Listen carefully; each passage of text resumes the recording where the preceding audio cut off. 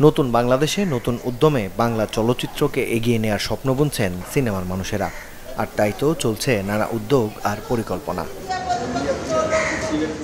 বৃহস্পতিবার বিএফডিসির নবনিযুক্ত ব্যবস্থাপনা পরিচালকের আমন্ত্রণে এসেছিলেন প্রযোজক সহ চলচ্চিত্রের শিল্পী নির্মাতারা, যেখানে আলোচনা হয়েছে বাংলা চলচ্চিত্রের উন্নয়নে বিএফডিসির ভূমিকা সহ নানা ইস্যুতে।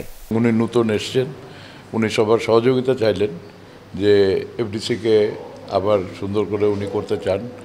এটার যে পূর্বের যে আমরা বলতাম চলচ্চিত্রের সূতিকাগার হলো এফডিসি, তো বর্তমান প্রজন্মকে নিয়ে আবার এই ফিল্ম ইন্ডাস্ট্রিকে উনি সুন্দর রূপে তৈরি করতে চান। যারা স্টেক হোল্ডার, যারা যে কাজ করে পেশাজীবীভাবে, তারা যদি একত্রিত হন এবং সেটাকে উন্নয়নের দিকে নিয়ে যেতে চান, আমার মনে হয় যে সবাই আমরা সহযোগিতা করব, পুরনো নতুন সবাই মিলেই।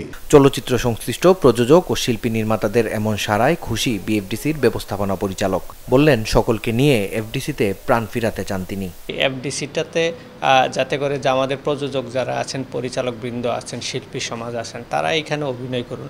তাদের যা যা সুবিধা দেওয়া দরকার, যা যা তাদের জন্য করণীয়, আমরা সেগুলো তাদেরকে সাপোর্ট দেব। সেই লক্ষ্যেই আসলে তাদের সাথে আজকে মত বিনিময় হয়েছে, যাতে করে তারা এখানে তাদের কর্মকাণ্ডগুলো অব্যাহত রাখেন। চলচ্চিত্র সংশ্লিষ্টদের আশা, দেশের মতো নতুনত্বের ছোঁয়ায় এবার বদলে যাবে বিএফডিসি।